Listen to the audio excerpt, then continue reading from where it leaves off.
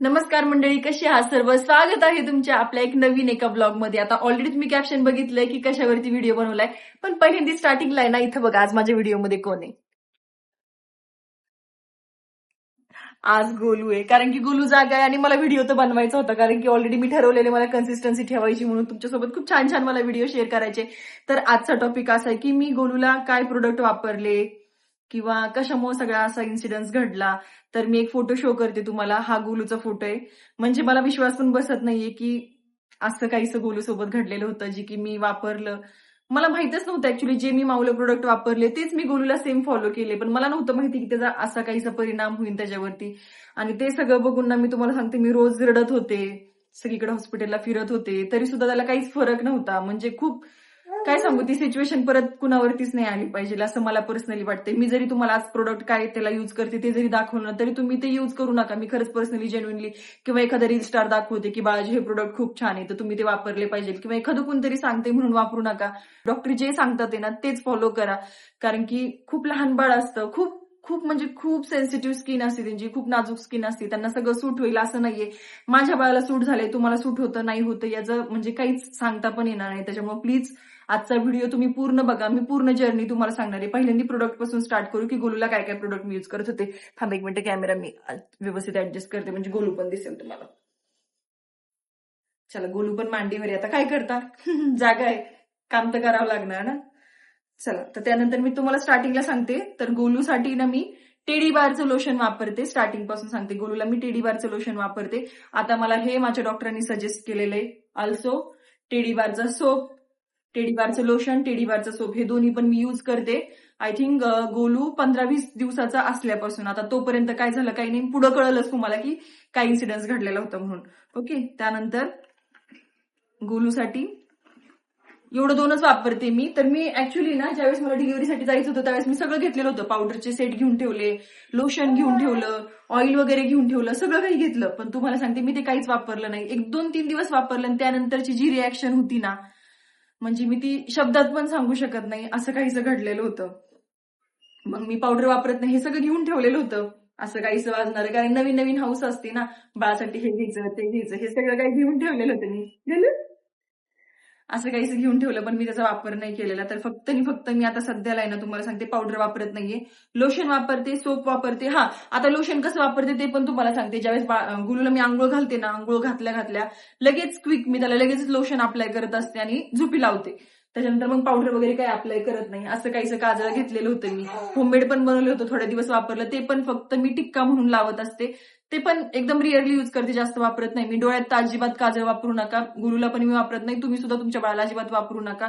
मनाने कोणतेही product use करू नका प्लीज गाईज. खरंच खूप जास्त कळकळीची विनंती आहे. मी सांगते टेडीवार चांगले, माझ्या बाळाला सूट होते म्हणून तुम्ही वापरू नका. तुमच्या बाळाला जे सूट होते ते वापरा. मी जस्ट सांगते तुम्हाला की गुरुला मी काय काय वापरते म्हणून.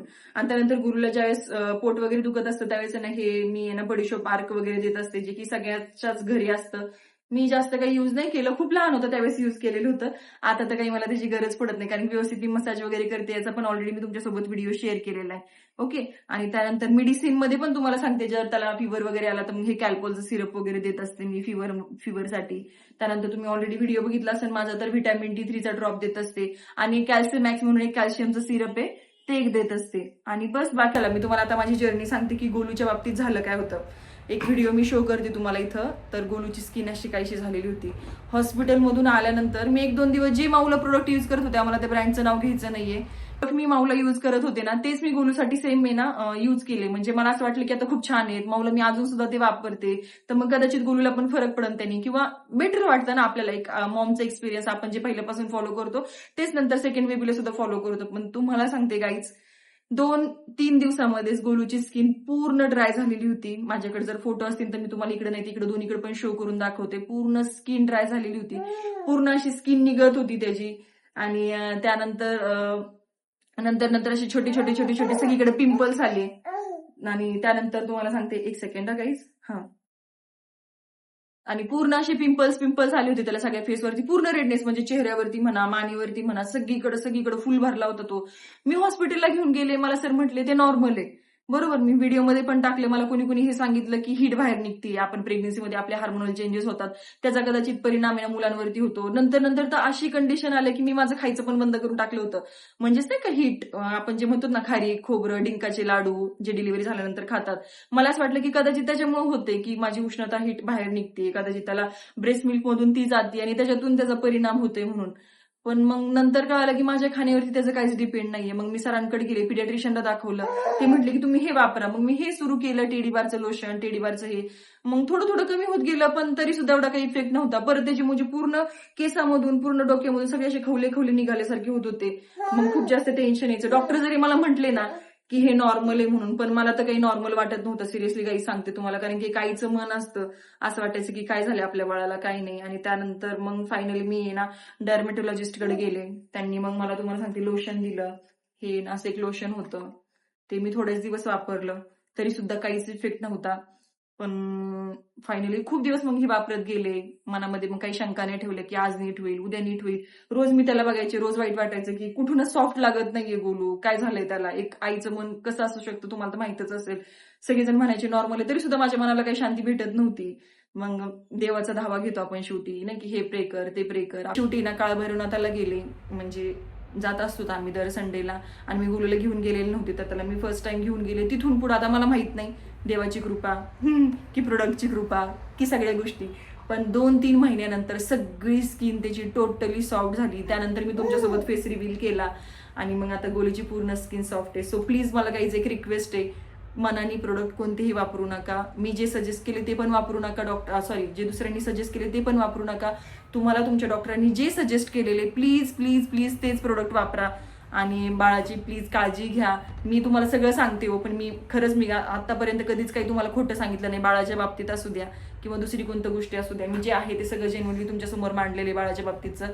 So please guys. आणि मेडिसिनचं म्हणाल तर मेडिसिन मी डायरेक्टली तुम्हाला दाखवू शकत नाही. कुणी असे फॉलोअर्स असतात, सबस्क्रायबर असतात की ते डायरेक्टली तसंच मेडिसिन वापरतात.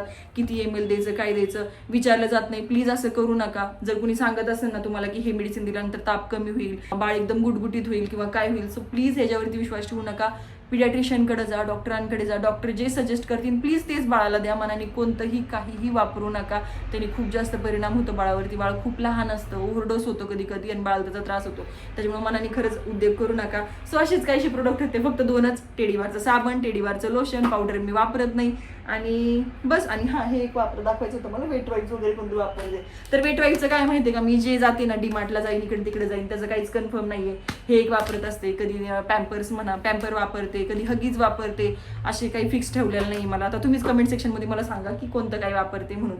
आणि त्यानंतर आहे ना बऱ्याच जणांच्या मला कमेंट्स आलेल्या होत्या वेट गेनच्या, नाही का, तर त्याच्यावरती पण मी ऑलरेडी व्हिडिओ बनवलेला आहे. प्लीज जाऊन चेक करा की गोलूचं वेट वगैरे किती होतं. आणि आता आमचा गोलू काही राहत नाहीये, व्हिडिओ बराच एक्सटेंड झालेला आहे. आणि त्यानंतर तुम्हाला सांगते, आतापर्यंत आपल्या चॅनेलला जर सबस्क्राईब केलेलं नसेल तर सबस्क्राईब करा, व्हिडिओला लाईक करा. आणि हा, थँक्स फॉर वॉचिंग. चला भेटूया उद्याच्या ब्लॉगमध्ये. आणि अजून काही टॉपिक असतील तर तुमचे प्लीज कमेंट सेक्शनमध्ये सांगा. तुमच्या बाळाची काळजी घ्या, मी माझ्या गोलूची आणि माझ्या माऊची काळजी घेते. चलो, थँक्स फॉर वॉचिंग, बाय.